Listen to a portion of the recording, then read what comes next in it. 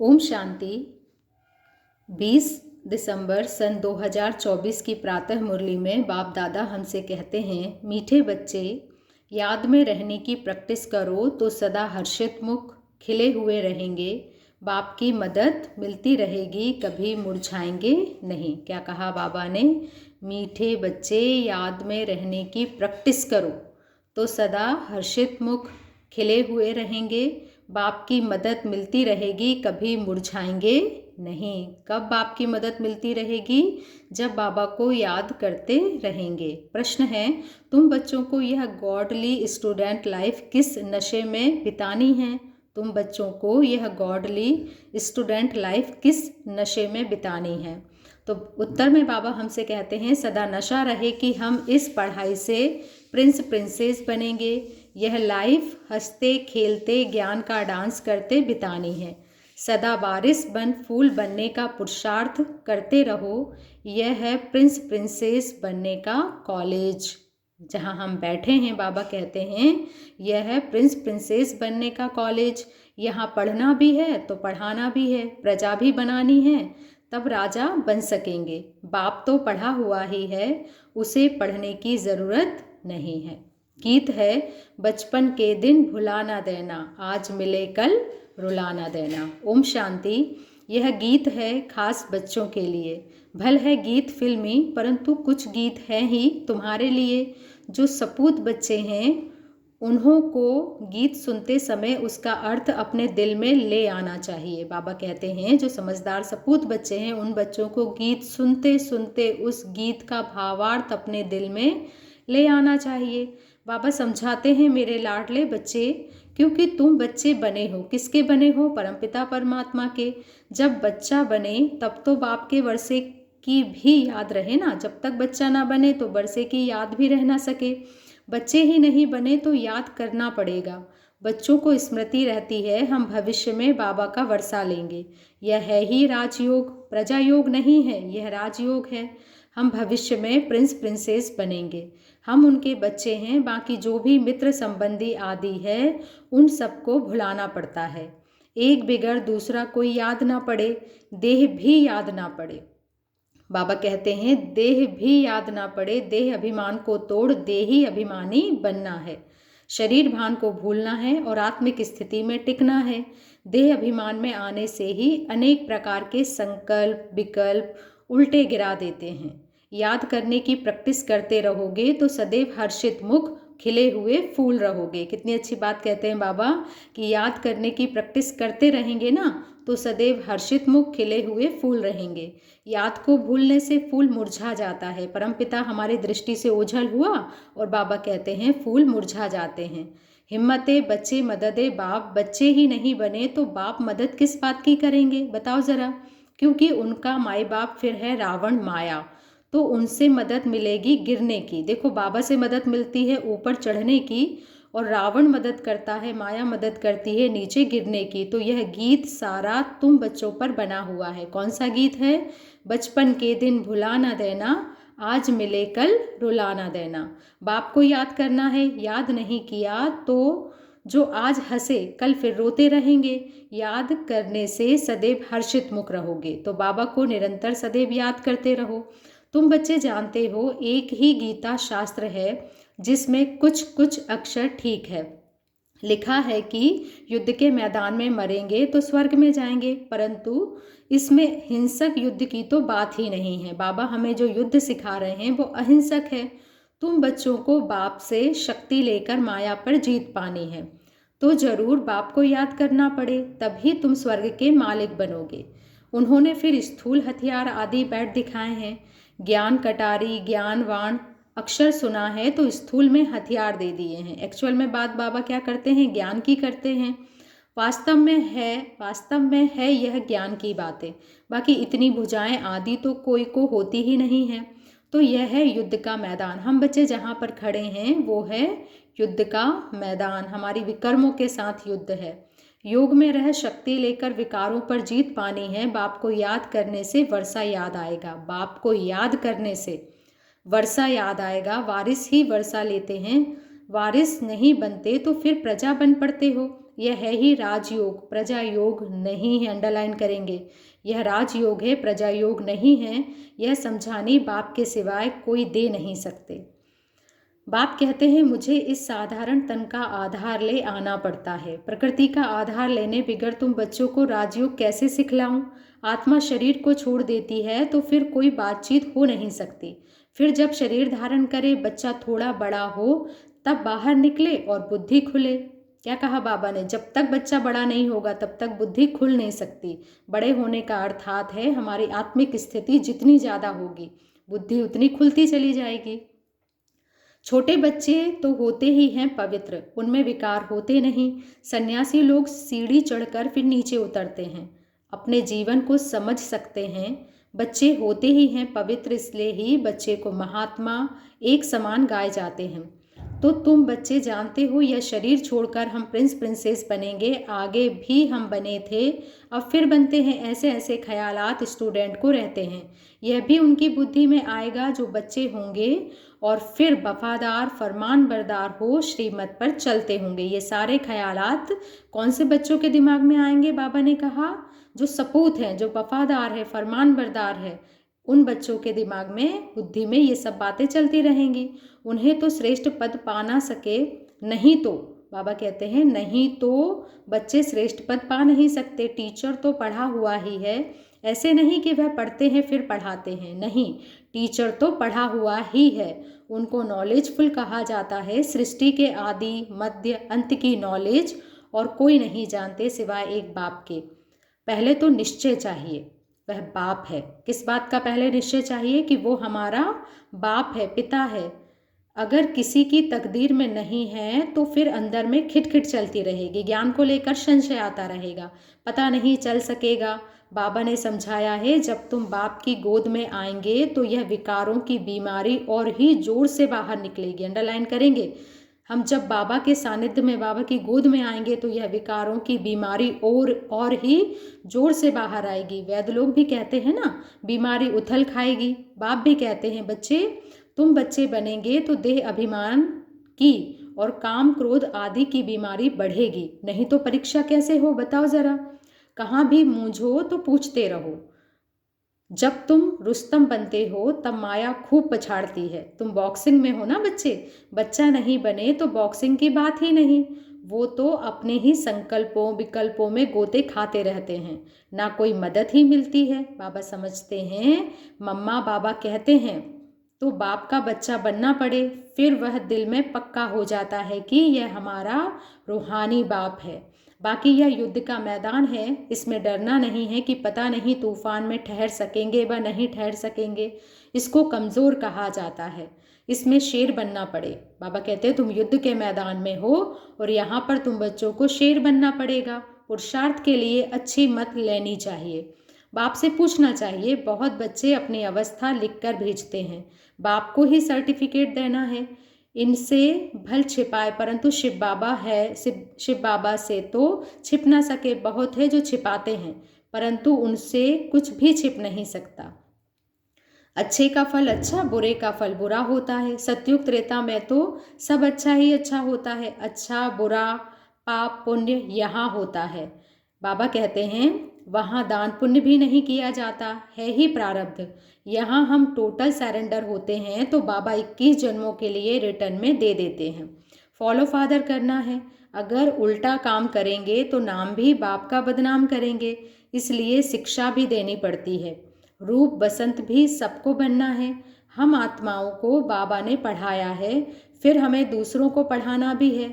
सच्चे ब्राह्मणों को सच्ची गीता सुनानी है। बाबा हमसे कहते हैं सच्चे ब्राह्मणों को सच्ची गीता सुनानी है, और कोई शास्त्रों की बात नहीं है। गीता मुख्य है, गीता बाकी है उनके बाल बच्चे, उनसे कोई का कल्याण नहीं होता। मेरे को कोई भी नहीं मिलता, मैं ही आकर फिर से सहज ज्ञान सहज योग सिखलाता हूँ। सर्वशास्त्रमयी शिरोमणि गीता है, उस सच्ची गीता द्वारा वर्षा मिलता है।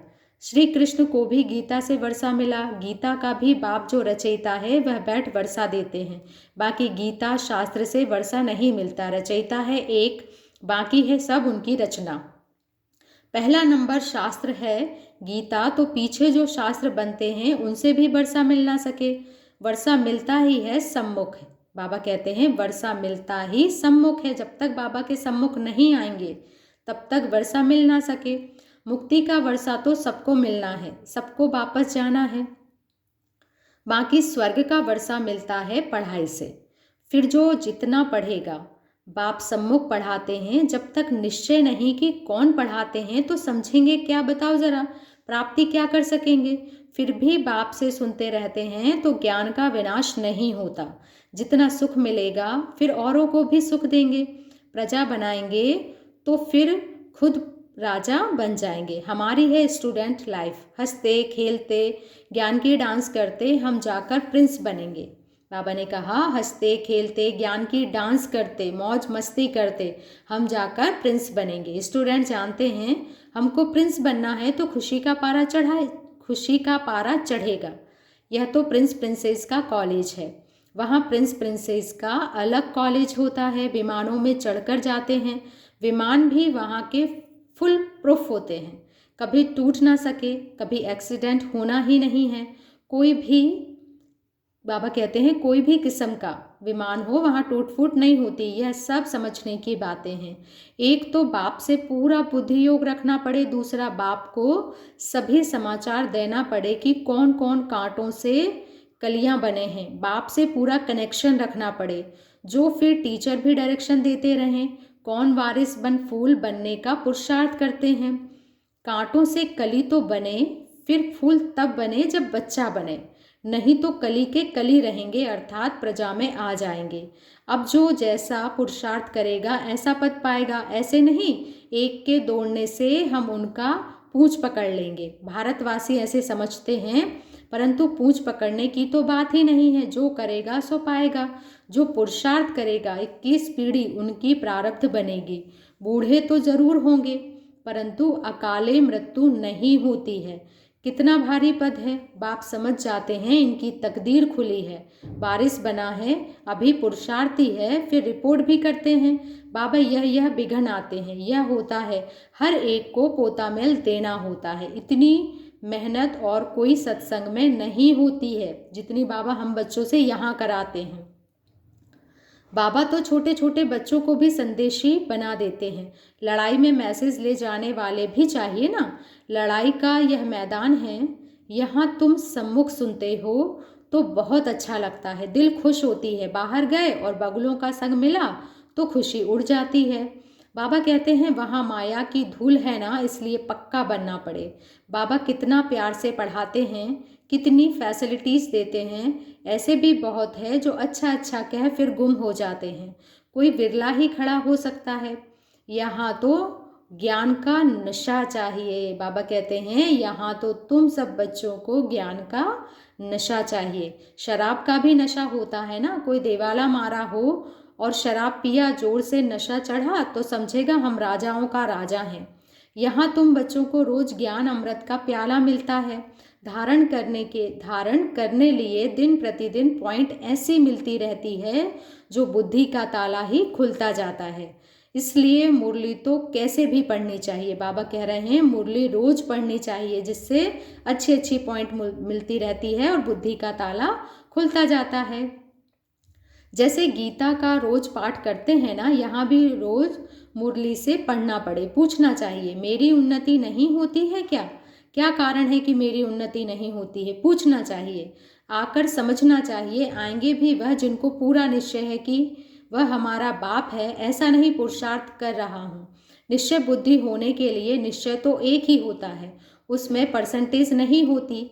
बाप एक है, उनसे वर्षा मिलता है। यहाँ हजारों पढ़ते हैं फिर भी कहे निश्चय कैसे करूँ। उनको कमबख्त कहा जाता है।